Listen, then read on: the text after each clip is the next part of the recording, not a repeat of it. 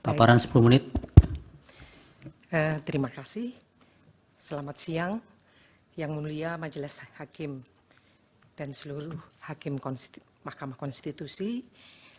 Yang saya hormati pemohon, termohon, pihak-pihak yang terkait, dan seluruh hadirin. Perkenankan saya, Dr. Risa Permana Deli sebagai ahli dalam bidang psikologi sosial untuk memberikan kesaksian saya. Kesaksian saya ini saya susun berdasarkan pertanyaan yang diberikan oleh tim kuasa hukum dari pemohon. Berikut adalah pendapat ahli saya. Perilaku memilih di dalam pemilu selalu diasumsikan sebagai perilaku individual. Karena dalam memilih, secara nyata yang memberi suara adalah individu. Sebagaimana prinsip one man, one vote dalam praktek demokrasi modern. Asumsi ini berdiri di atas sebuah dalil pengetahuan bahwa ketika memilih, setiap individu menggunakan kesadaran penuh dan dalam kesadaran tersebut terdapat pengetahuan yang utuh tentang apa yang harus dilakukan.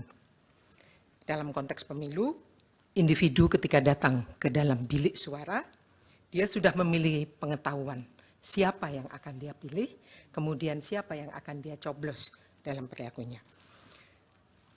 Jadi, perilaku memilih dapat disederhanakan dalam skema seolah-olah ada sebab, saya tahu kenapa, kemudian saya memilih.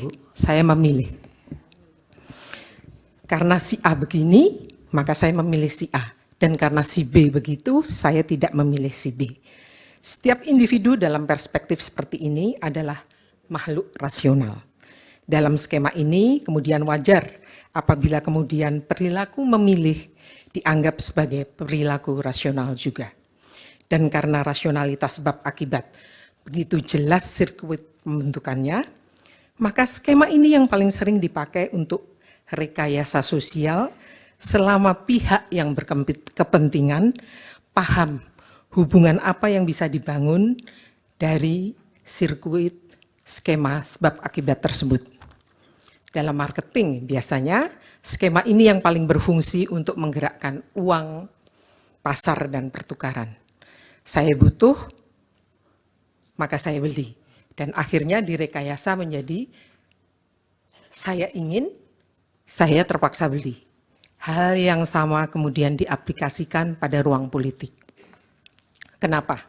Dalam politik, skema ini yang paling gampang dipakai untuk merancang kemenangan, bagaimana kemenangan bisa direkayasa, sekaligus bagaimana rakyat dinisbikan kehadirannya, karena kepentingan selalu lebih bisa membaca apa yang dibutuhkan untuk membuat perilaku memilih terwujud.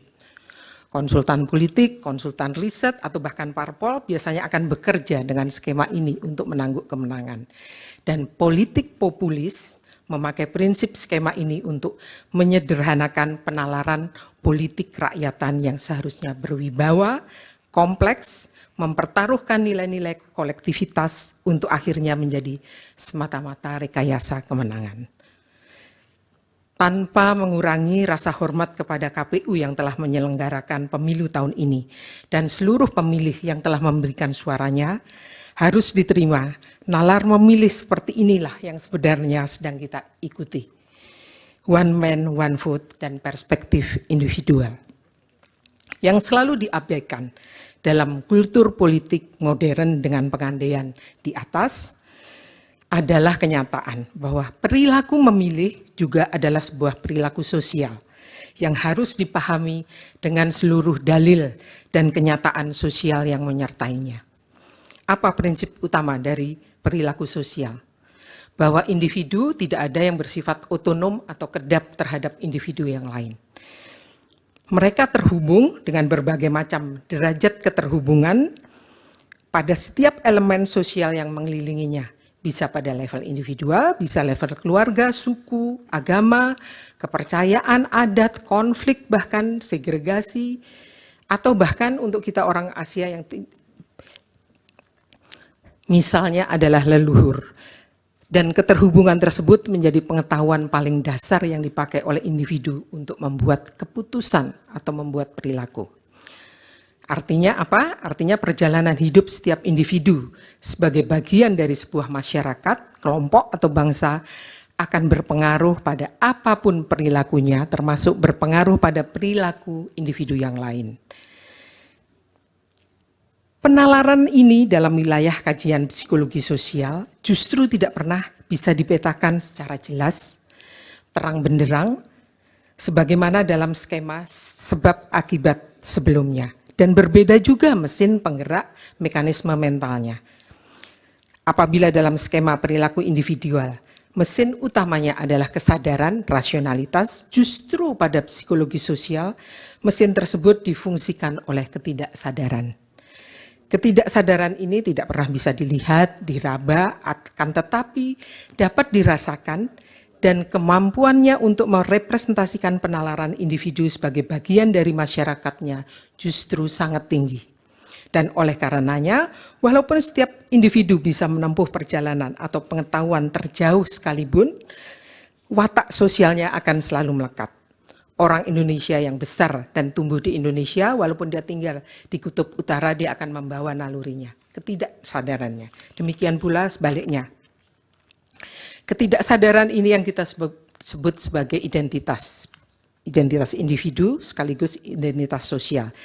Dan inilah keadaan yang selalu membuat setiap individu merasa aman sekaligus tidak aman secara psikologis. Perilaku memilih selalu memiliki dua lapisan tersebut. Akan tetapi bagaimana kedua lapis mekanisme psikologis tersebut mewujud menjadi keputusan memilih sangat tergantung pada keterhubungan antara pemilih yang dipilih dan konteks ketika pemilihan tersebut terjadi.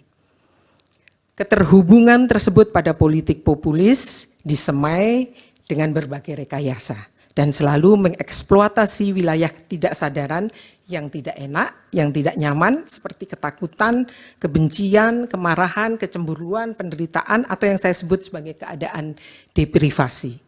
Semakin keadaan deprivasi ini didengungkan menjadi sebuah alasan atau sebab yang menghubungkan individu dengan kandidat atau bahkan dengan konteks sosial atau keadaan sosial politik yang lebih besar, semakin ketidaksadaran berhimpit dengan kesadaran dan untuk memilih dalam penalaran sempit yang dirancang oleh kaum populis.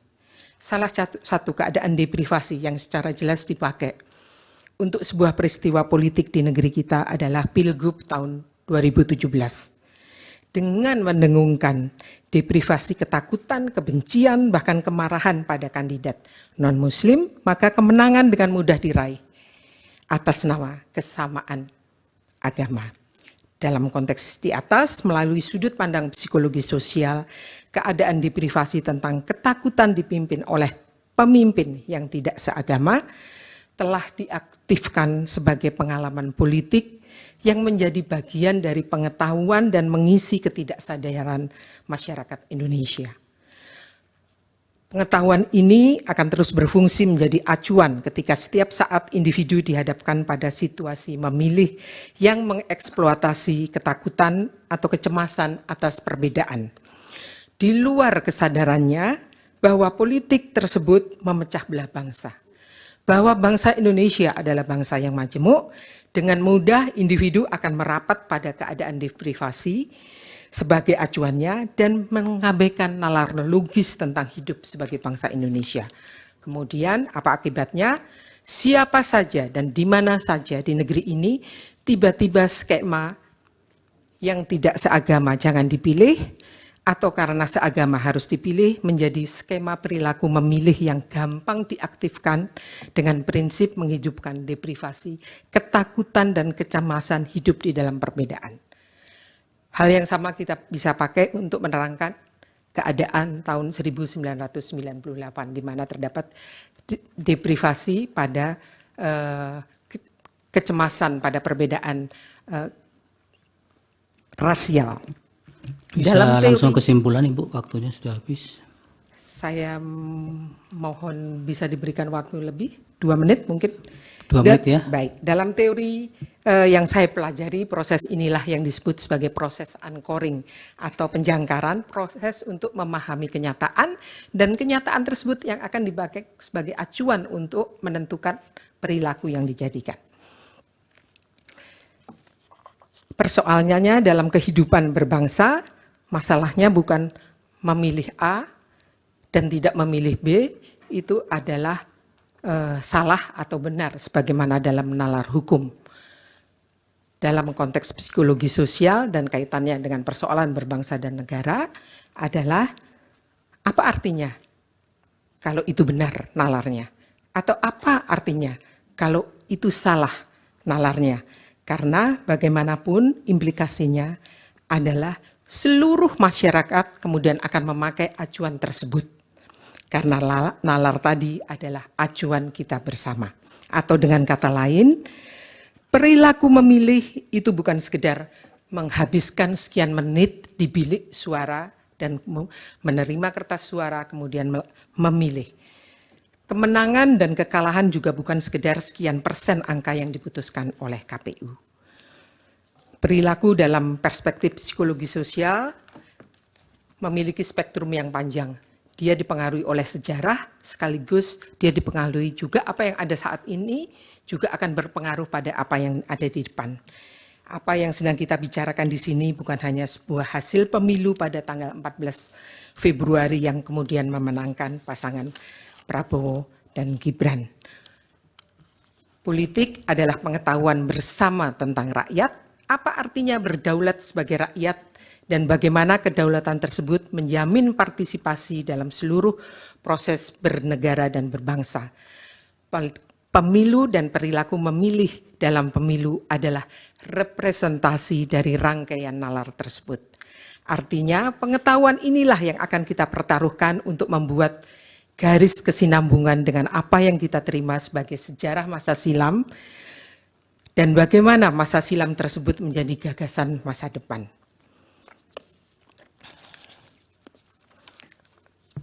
Politik populis, saya bisa satu paragraf, Pak? Ketua, ya. Baik. Politik populisme yang dipakai dalam pemilu 2024 baik secara resmi maupun tidak, sepenuhnya bergerak menegaskan kesinambungan watak politik tanpa nalar yang saya sudah jelaskan di dalam teks yang berasal dari sejarah sebelumnya. KKN yang sejak tahun 98 telah kita sepakati sebagai musuh bersama, ternyata kembali dan menjadi mesin untuk menggerakkan kultur politik tanpa nalar yang berlangsung pada pemilu tahun ini. Kemenangan yang kemudian diperoleh baik oleh Presiden dan Wapres terpilih ataupun oleh legislator adalah penanda bukan hanya sekedar kegagalan dan kerusakan sistem politik di Indonesia. Kembalinya KKN dan kemenangan tersebut adalah wajah sebenarnya dari kematian kedaulatan dan menghilangnya rakyat sebagai penguasa politik yang sebenarnya. Kematian tersebut juga menegaskan matinya arah mata angin pada haluan politik yang akan kita jadikan rujukan bersama. Untuk dan atas nama kepentingan menegakkan kembali kedaulatan rakyat sebagai kebenaran publik, sebagai pengetahuan rujukan tentang menjadi Indonesia, maka kesaksian ini kami ajukan. Terima kasih. Ada pertanyaan dari... Ada yang mulia, saya dan rekan kami Yanwar akan mengajukan satu atau dua pertanyaan. Nah, saudara ahli banyak menjelaskan mengenai keadaan deprivasi. Kalau saya melihat deprivasi dalam konteks sebab dan akibat, ya, hubungan kausalistik, ya. Ini deprivasi kelihatannya menjadi akibat ya, dalam satu pola hubungan. Tadi disebutkan deprivasi itu antara lain bisa dalam bentuk ketakutan, dalam bentuk kecemasan atau alienasi misalnya. Nah, yang saya ingin tanya ya, kepada ahli adalah kaitan deprivasi itu dalam hubungannya dengan voting behavior, perilaku pemilih. Sejauh mana deprivasi itu mendikte, menggiring ya, pemilih yang deprived, yang berada dalam deprivasi itu untuk pilihan-pilihan yang sudah ditentukan atau diarahkan. Nah, ini pertanyaan teoritik ya, tapi mungkin juga ada contoh-contoh empirik ya dari hal semacam ini. Kalau bisa dijelaskan, terima kasih. Mohon izin yang mulia, saya lanjutkan. Silakan. Saudara ahli, saya akan bertanya pada persoalan yang faktual yang sebenarnya sudah bukan menjadi sudah menjadi pengetahuan umum di publik, di masyarakat. Ketika Presiden Joko Widodo di dalam acara peresmian sebuah pesawat di Lanut Halim Perdana Kusuma, Presiden Joko Widodo menyatakan bahwa Presiden boleh berkampanye.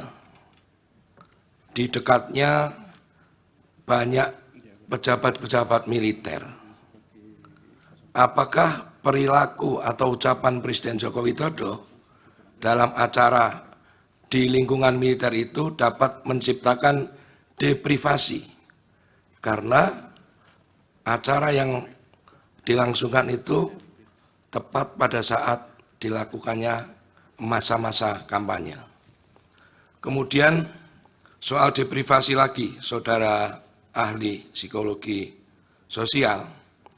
Dalam setiap kunjungan Ganjar Pranowo atau pasangan calon nomor urut 2 di satu wilayah, tidak berapa lama kemudian diikuti oleh Presiden Joko Widodo di tempat yang sama. Kembali lagi membagikan bantuan sosial yang lagi-lagi menjadi isu terus-menerus.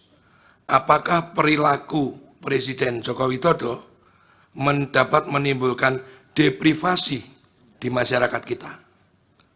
Yang ketiga, saudara ahli psikologi, saudara ahli, saya ingin bertanya pada saudara terkait dengan pragmatisme politik rakyat. Kembali saya mencontohkan soal statement-statement Joko Widodo yang kita tahu tidak konsisten. Bahkan seringkali publik melalui media sosial menganggap sebagai kebohongan. Satu, soal mobil SMK. Kemudian yang lain, kalau dalam konteks pemilu ini, Presiden Joko Widodo menyatakan anaknya tidak mungkin mencalonkan diri. Atau dulu anaknya tidak mau berpolitik, lebih senang berusaha, berbisnis. Nah, apakah perilaku atau ucapan-ucapan Presiden Joko Widodo itu dapat mempengaruhi perilaku politik rakyat sehingga rakyat menjadi ikut tidak konsisten, kemudian tercipta pragmatisme politik di kalangan rakyat akibat ucapan dan perilaku yang ditunjukkan oleh Presiden. Cukup, Ketua Baik. Majelis. Bawaslu itu tidur, Pak Ketua.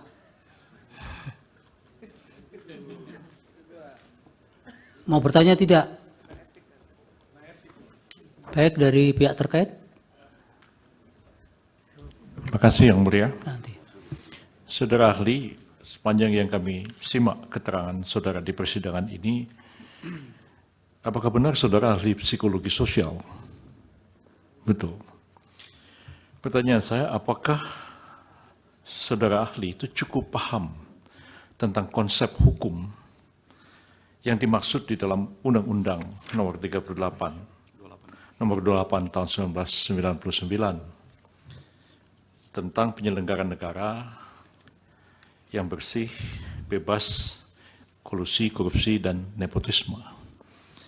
KKN itu adalah sebuah konsep hukum, dituangkan dalam undang-undang. Apakah saudara cukup paham konsep hukum itu, sehingga saudara berani mengambil satu kesimpulan, bahwa KKN yang kita benci sekarang kembali lagi? Atas dasar apa saudara menilai itu? Berdasarkan keahlian saudara, atau itu hanya satu pandangan yang sama seperti pandangan orang awam pada umumnya? Terima kasih. Kami lanjut, Yang Mulia. Boleh. Ya, saudara ahli, ini berkaitan dengan keahlian saudara sebagai psikologis sosial ya, kalau tidak salah ya. Saya ingin dapat gambaran dari optik teoritik ya. Ingin dapat gambaran dari optik teoritik. Tadi kalau tidak salah kami mencoba untuk meng-underline satu statement penting dalam persidangan ini, politik tanpa nalar. Jadi seolah-olah resultante dari pelaksanaan politik kita hari ini dengan segala hasilnya, segala implikasinya itu, barangkali basisnya itu mungkin sebagian besar itu tanpa nalar. Kalau ini berkaitan dengan preferensi politik. sebagaimana yang kita ketahui, kaidah pelaksanaan pemilu kita yang sangat esensial saat ini, salah satunya adalah rahasia. Kita nggak pernah tahu orang itu memilih siapa, dengan dasar apa, dengan motivasi apa. Sehingga bagi kami sedikit janggal kalau andaikan itu bisa diterabas secara teoritik untuk bisa kira-kira ada bangunan argumentasi seperti yang disampaikan itu untuk bisa mencerahkan kita. Itu dari mana asal dasarnya seperti itu? Mungkin kami ingin mendapatkan penjelasan dari saudara ahli. Terima kasih. Baik, dari termohon ada pertanyaan? Terima kasih majelis kepada ahli. Pertanyaan utamanya atau pada pokoknya adalah dalam teori voting behavior atau perilaku memilih itu ada dua faktor yang sangat berpengaruh. Tadi ahli menyatakan banyak pengaruhnya karena faktor deprivasi relatif. Tetapi ada juga secara teoritik yaitu predisposisi, sesuatu yang sudah tertanam di dalam benaknya pemilih ya. Misalkan begini, persepsi tentang bahwa Jokowi itu orang baik, maka kemudian orang yang didukung oleh Jokowi adalah orang baik. Ketika ada persepsi tentang apa yang dilakukan Jokowi jelek, maka kemudian ada perlawanan terhadap orang yang menyatakan Jokowi jelek. Yang berikutnya juga, sebagaimana sudah saya tanyakan juga pada ahli yang kemarin, bahwa dari pemilu presiden sejak 2009, 2014, 2019 sampai 2024, satu-satunya orang yang selalu muncul dalam pilpres adalah namanya Prabowo Subianto. Sehingga bisa jadi itu masuk dalam kategori predisposisi pemilih, bahwa nama itu sudah tertanam sejak lama dalam benak pemilih. Pertanyaan saya, apakah semata-mata perilaku memilih dipengaruhi oleh deprivasi relatif? Apakah kemudian faktor predisposisi yang tertanam sejak lama tidak berpengaruh? Saya kira itu. Terima kasih. Dari hakim ada? Cukup. Silakan Ibu. Baik, terima kasih. Sebelum saya menjawab, mungkin saya harus memberi penjelasan tentang pengertian deprivasi. Pengertian deprivasi itu untuk memberi koreksi juga kepada tim hakim dari tim pemohon. Karena deprivasi itu sebetulnya asumsinya secara psikologis kita itu hidup di dalam keseimbangan psikologis. Jadi begitu seimbang, ini yang paling sederhana. Begitu terjadi keadaan tidak seimbang, maka terjadilah keadaan deprivasi. Jadi deprivasi itu justru sebab, bukan akibat. Justru karena dia sebab, maka di dalam politik, seperti yang dibilang, saya butuh, saya beli, saya ingin, saya beli. Oh, saya takut, saya memilih. Jadi deprivasi adalah keadaan yang diasumsikan sebagai keadaan negatif. Dan itu untuk mencapai keadaan yang seimbang, dia harus ditutup dengan perilaku yang memberi jaminan rasa aman positif. Itu yang pertama. Saya mungkin akan menjawab dari pertanyaan terakhir dulu, karena itu berkaitan dengan deprivasi dan juga tentang penjelasan sebagai psikolog sosial. Justru yang saya ingin katakan, kami bekerja dengan asumsi bahwa individu itu bukan mesin. Gampangnya, selama ini asumsinya selalu, misalnya kita selalu mendengar keluhan tentang bansos. Bansos itu seolah-olah diasumsikan bahwa ada seperti mesin penjual minuman, dikasih koin, kemudian minumannya akan keluar. Saya haus, saya beli, kemudian minumannya keluar. Justru di dalam psikologi sosial, kami tidak hanya melihat faktor individual, kami meletakkan di dalam faktor yang lebih kompleks bahwa individu dia hidup di dalam sejarah. Sejarah individualnya sekaligus sejarah masyarakatnya yang dia share bersama sebagai bagian dari anggota ke masyarakat itu sendiri. Nah, di dalam sejarah tersebut selalu ada ingatan, selalu ada kebiasaan, selalu ada nilai yang dipertaruhkan bersama, dan itu menjadi pengetahuan yang menjadi acuannya ketika dia bertindak. Seperti yang dikatakan oleh pihak terkait tadi, bahwa individu sudah memiliki predisposisi tentang Pak Prabowo sehingga memenangkan hal ini. Justru hal ini yang ingin saya juga terangkan, bahwa dalam proses berpikir itu enggak semata-mata sebab akibat, tetapi juga dia dibentuk oleh kebiasaan. Dan warga Indonesia, kita tahu semua, Pak Prabowo juga tidak hadir begitu saja. Dia punya sejarah 2 kali menjadi kandidat presiden, sekali menjadi kandidat wakil presiden, kemudian sekarang menjadi pemenang. Yang menarik adalah individu itu adalah individu yang cerdas. Rakyat itu cerdas. Cerdasnya di mana? Dia melihat, dia hidup di dalam sejarah kehadiran Pak Prabowo dalam panggung politik. Dan kita semua tahu apa sejarah tersebut. Dalam dua kali pemilihan sebelumnya, Pak Prabowo menunjukkan naluri berkuasa yang sangat agresif. Naluri tersebut tiba-tiba hilang begitu beliau kalah pada tahun 2019 dan masuk menjadi tim pemerintahannya Presiden Jokowi. Selama 5 tahun, agresivitas itu seperti dijinakkan. Dan apa yang kita lihat kemudian, Pak Prabowo kehilangan agresivitas kekuasaan yang kita kenal sebelumnya. Tiba-tiba dia berasosiasi dengan ketokohan Pak Jokowi, yang belusuan, yang kalem ini. Dan dalam akhir periode pemerintahan Pak Jokowi, beliau menyatakan akan meneruskan seluruh politik yang pernah dijalankan Pak Jokowi. Jadi kita melihat ada proses perubahan atau penjinaan dari agresivitas kekuasaan sebelumnya melalui keikutsertaan Pak Prabowo pada pemerintah ini. Tiba-tiba sejarah berevolusi dari agresif menjadi kalem. Dan yang kalem ini kemudian diikuti juga dengan seluruh proses pada pemilu yang kita lihat Pak Prabowo berjoget.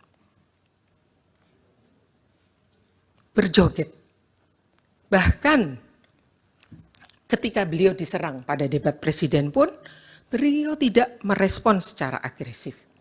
Jadi rakyat tiba-tiba mengasosiasikan, bukan hanya dengan Pak Jokowi, bukan hanya dengan semata-mata dengan bansos dan lain, tetapi juga dengan sesuatu yang nyaman, yang tidak akan mengganggu sebagaimana 2 periode pemilu sebelumnya, di mana Pak Prabowo dianggap akan mengancam, akan menimbulkan ketakutan. Waktunya Ibu sudah. Ya. Boleh saya menyimpulkan sedikit, memberi tambahan? Baik, justru karena beliau menang dalam keadaan seperti ini, cukup dengan berjoget, cukup dengan makatan Mas Anies, kita melihat bahwa sebetulnya rakyat yang cerdas itu, kecerdasannya bukan diisi oleh pengetahuan politik, tetapi pengetahuan kultural bahwa pemimpin itu enggak perlu pemimpin yang pinter atau pemimpin itu pokoknya yang cool, kira-kira. Dan Pak Prabowo kemenangannya justru di situ. Tetapi itu justru masalah untuk saya sebagai psikologi sosial. Karena seperti yang saya bilang bahwa kemenangan ini bukan hanya sekedar kemenangan angka yang akan menentukan 5 tahun ke depan.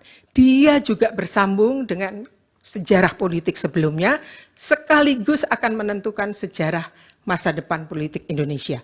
Karena kita tiba-tiba menerima kemenangan yang diperoleh bukan dari pengetahuan politik, bukan dari kebutuhan untuk meletakkan kedaulatan rakyat, sebagai sebuah rumus kemenangan yang nantinya akan dipraktekkan oleh kandidat-kandidat berikutnya. Baik, waktunya Terima sudah kasih. habis Ibu.